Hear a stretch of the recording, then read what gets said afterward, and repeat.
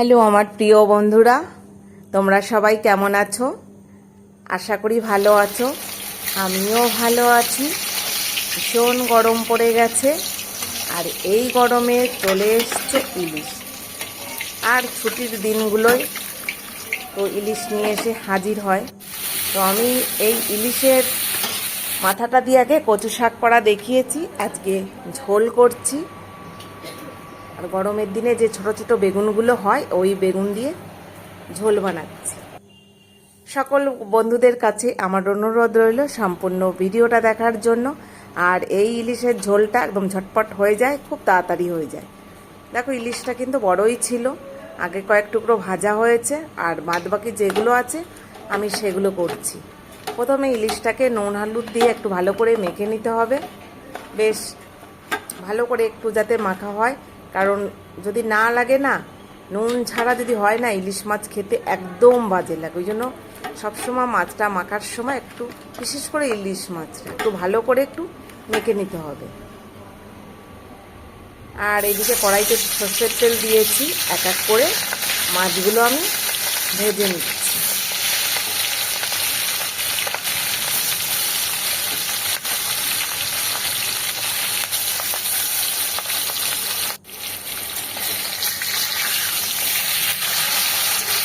এবার একটু নেড়ে দিচ্ছি।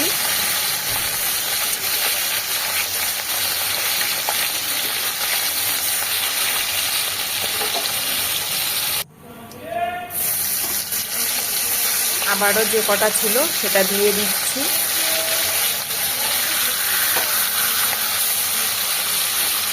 তো আমাদের তো ইলিশ শুরু হয়ে গেছে, একদম বৈশাখ মাস শুরুতেই ইলিশ শুরু হয়ে গেছে। আগেও একদিন খেয়েছি, কিন্তু সেটা ছোট ছিল, আমি ভিডিও করিনি। যেহেতু আজকে একটু মাছটা একটু বেশি, মাছের পরিমাণটা, তাই আমি ভিডিও করছি।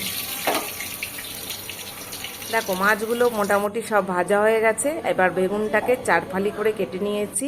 এখানে 3টে বেগুন নিয়েছি। আর বেগুন দিয়ে ঝোল বানাতে গেলে সবসময় কালো জিরে ফোড়ন দিই। কালো জিরে, কাঁচা লঙ্কা এখানে আমি ফোড়ন দিয়ে দিলাম।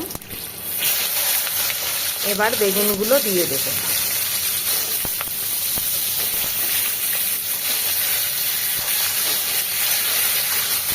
এবার একটু নেড়ে চেড়ে নিতে হবে বেগুনটা। আর জানো তো, বেগুন দিয়ে করতে বেশি টাইম লাগে না, একদম খুব তাড়াতাড়ি হয়ে যায়। এখানে আমি নুন দিয়ে দিলাম, হলুদও দিয়ে দিলাম। এখানে কিন্তু আমি আর কোনো মশলা ব্যবহার করব না, যেহেতু আলু বেগুন দিয়ে, আলু না সরি বলবো, শুধু বেগুন দিয়ে করছি। সেই কারণে আমি কোনো মশলা ব্যবহার করলাম না, শুধু নুন হলুদের ওপরেই থাকলো, আর কাঁচা লঙ্কা। দেখো, মোটামুটি এখানে আমার কষানো হয়ে গেছে, বেগুনটাও নরম হয়ে গেছে। এখানে এবার আমি অল্প করে জল দিয়ে দেব, কারণ 80% আমার সেদ্ধই হয়ে গেছে বেগুনটা। এবার ঝোল ফুটতে ফুটতে বাদবাকি সেদ্ধ হয়ে যাবে। ঝোল ফুটতে শুরু করে দিয়েছে, এক এক করে ইলিশ মাছগুলো দিয়ে দিলাম।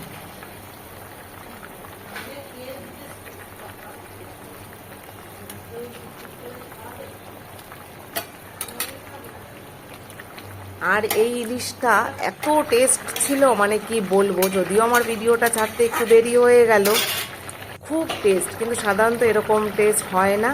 ভীষণ ভালো লেগেছে ইলিশটা খেতে। জানি না, হয়তো বৈশাখ মাসে এরকম গরমের দিনে ইলিশটা এরকমই হয়তো খেতে লাগে। তো আমার ঝোল রেডি, আমি নামিয়ে নিলাম।